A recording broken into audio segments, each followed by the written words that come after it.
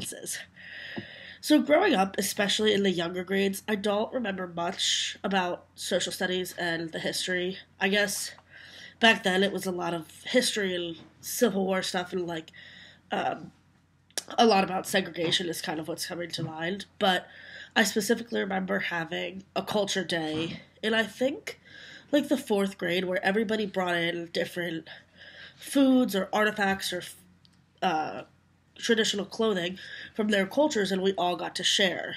And that was really cool to see such a variety of different cultures that were very different from mine. And so that's like really what I remember from the primary and intermediate grades. And then as I got older, especially in middle school, I felt that social studies became so repetitive. Each year we were learning about the same things and we weren't learning like new things about them. It was just kind of like this is the Civil War, this is what happened each year. And so for me that might have been a turning point to where I didn't like it as much. And, I just tuned out because I'd felt that in the previous years I had heard all those things already.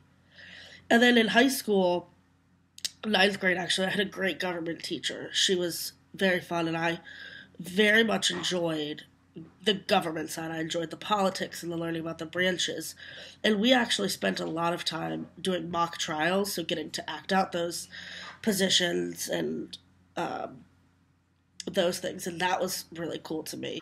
And then the last thing about school is I felt it was a lot of like read a book, take outline notes, take a test. And that to me just wasn't the best.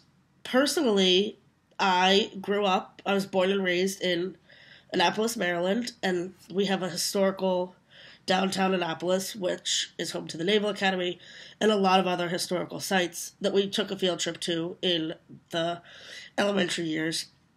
And to me, it's so interesting to grow up in a place of historical significance for the state of Maryland, and people of all other countries throughout the state learn about Annapolis, and I get to grow up there. So that's really cool. More recently, the Supreme Court ruled that everyone can get married, and I actually have an aunt who is part of the LGBT community, and when the Supreme Court made that ruling, she actually went with her partner and got married, and it's just so great to be a part of history being made. Later on, like students are going to hear about this historical day in the nation. And then very close to home, the riots surrounding the Freddie Gray case. Some of those people, the things they were saying, the more peaceful protests, they were so passionate about what they were feeling for Freddie Gray and all of the issues that are surrounding that case, the racial issues and whatnot.